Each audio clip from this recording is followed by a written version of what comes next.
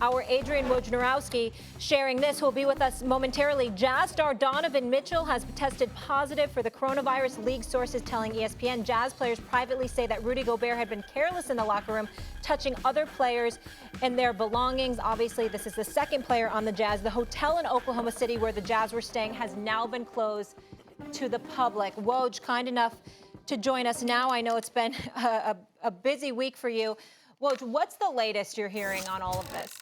Well, certainly a great deal of frustration on Donovan Mitchell's part, and I think some other teammates in Utah.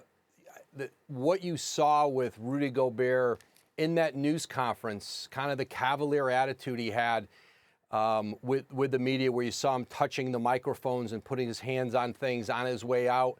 I was told that he carried that similar attitude into the locker room, and the fear is now that he helped to transmit the coronavirus to a teammate. Donovan Mitchell has tested positive, and now there are two members of the Utah Jazz, a team that has been a serious contender in the Western Conference, and a team with significant aspirations this season.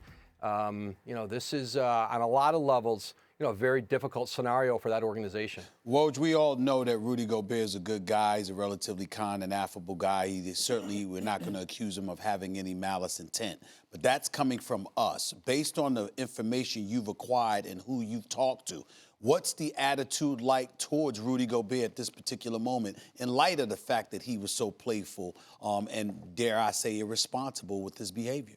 Yeah, I think just the lack of seriousness with which he took this, and you saw him do it again in a very public setting, and I'm told he did it privately in the locker room, and there's consequences, and now the team is faced with consequences for those actions, and it is a situation that's going to have to be addressed within this locker room. They may not be back together on the court for quite a while, but teams are going to be allowed to practice. They're going to be allowed to work out of their facilities moving forward. But obviously, there's going to be a period of time, certainly for those two players and others with Utah, where they may not be. They're not going to be in the gym on the court together immediately. Woj, this is hitting sports particularly hard because in times of war, in times of tragedy, in times of economic crisis, people could use sports as a distraction. But now suddenly there may not be sports for a hot minute. Your reporting somehow just got even more valuable. Like, this is the stuff we are following now. Is Gobert, has anyone said anything? Has he made any comment or given any indication that he will use himself as a cautionary tale? In other words, make some kind of public pronouncement about his behavior, about what not to do? It seems like he could be useful in that way. Yeah, absolutely, Max. I don't know at this time what his plans are, how he plans to address it. I do know that the Utah organization, it's one of the best in the league. They've got really strong leadership there. Dennis Lindsey, their president, Justin Zanuck, their GM, Quinn Snyder, their coach, and then go through that roster. It's typically a very mature roster of players and a close-knit roster of players.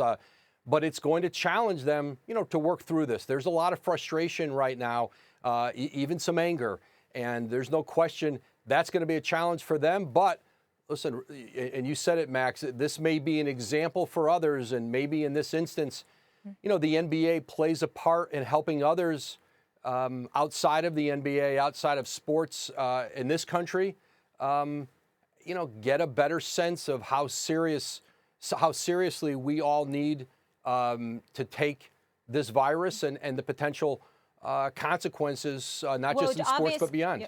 Obviously, this is uncharted territory, unprecedented, but what are you hearing in terms of the timeline for the NBA's next steps? Well, you had Mark Cuban on earlier, or the comments from Cuban. I think those align with what a lot of people are bracing for in the league. They would love to believe this is going to be 2 weeks or 3 weeks. It may not be, and the league has understood that, and they have been planning for contingencies for weeks now themselves. They knew, teams knew, executives and owners I talked to in recent days, even before the events last night in Oklahoma City, many of them had an expectation there would be games lost. They didn't know how many. So the league's been working on this. It's going to challenge everybody in this league, players, owners, teams, league office, to kind of find a spirit of cooperation to try and salvage this season. At some point, it might mean, as Mark Cuban said, pushing the season into July. There may be scenarios where they delay the start of next season based on how long into the summer this league has to go. Those are all questions right now that no one has answers for yet.